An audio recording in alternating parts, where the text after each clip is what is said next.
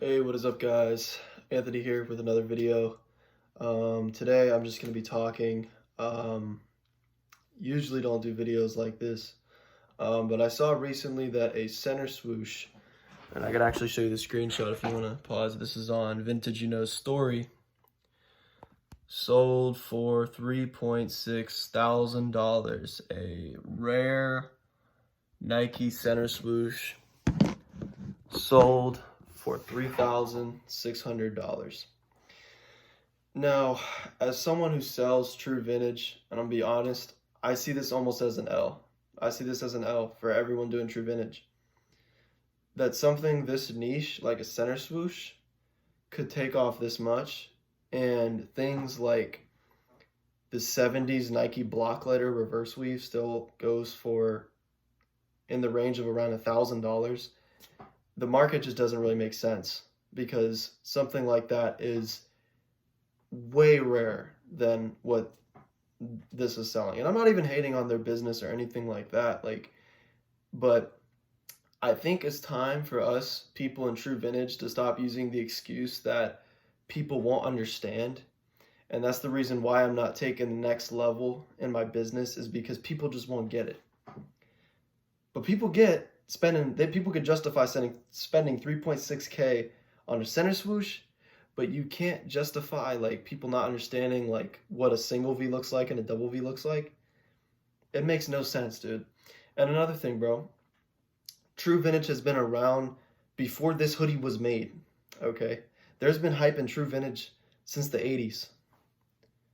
Okay, why isn't it? I'd like to ask this critical question to everyone watching my videos, because I know there ain't much. Why is it that people that do true vintage are scared to speak up? Why is it that people that do true vintage are so focused on the curation and their personal growth rather than their growth in their business? Why are people so focused on the clothes? And people like Elsewhere Vintage, right, talking about creating a website. And I'm not hating on his business. Like I said, I know he has his own unique set of problems just like I do. But it kind of raises a thought in my mind. Why doesn't someone like him do auctions? Why is it that there are no auctions being ran in the true vintage community? Why is it that World War II deck jackets are only worth like 200? When I feel like if shit like this is selling for 3.6, a World War II deck jacket should be worth like almost 900, right? 800, 700, whatever, right? The price should be skewed a little bit. Denim shawls should be worth way more, right? Redline Levi's should not be worth 150 to 200. They should be worth 300 to 400, right? But no one in the true vintage community is going to speak up. So I'm just going to say it, dude. This is an L. This is an L for all of us. This is showing how bad our marketing is, bro. We're so focused on making it easier for our customers to buy our shit, you know, that people who sell true vintage have no haven to sell their shit. There's no auction that they're looking forward to. There's no social media presence in this shit, man. There's no social media presence. Everyone is either too scared or they're just not thinking outside of the box. Why is it that we are not running auctions on true vintage pieces? And I'm looking at like people like Sonic Noose or someone like that, right? Who could easily start opening up auctions. And like I said, I'm not hating on his business or anything like that.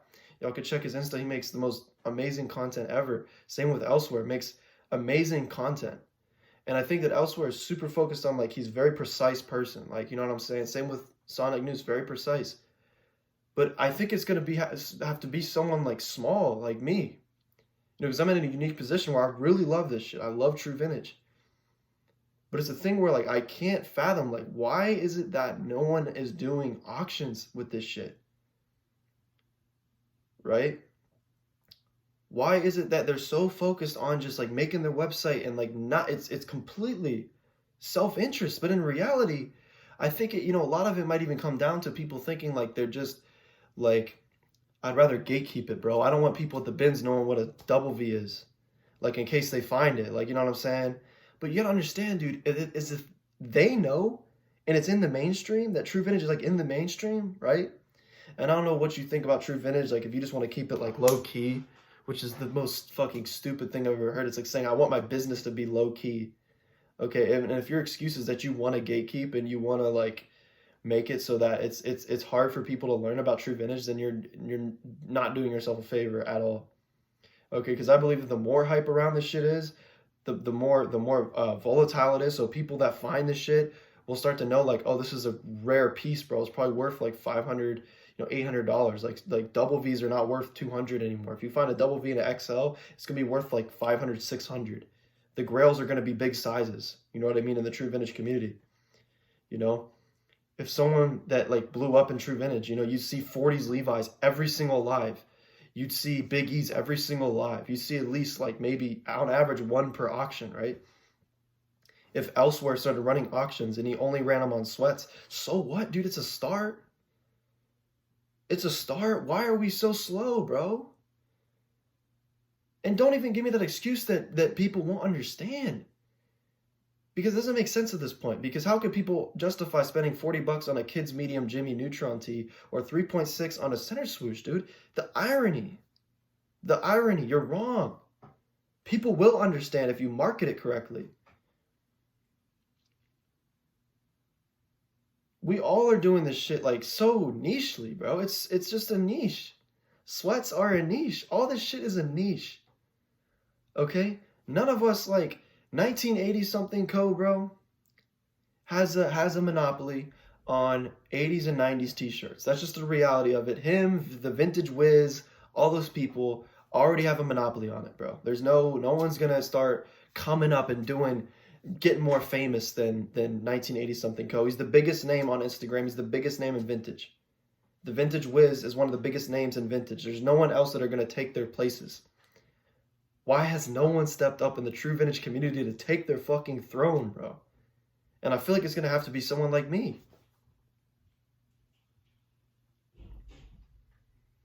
So that's just all I got to say, man. It's just crazy. It's crazy that the market is this retarded.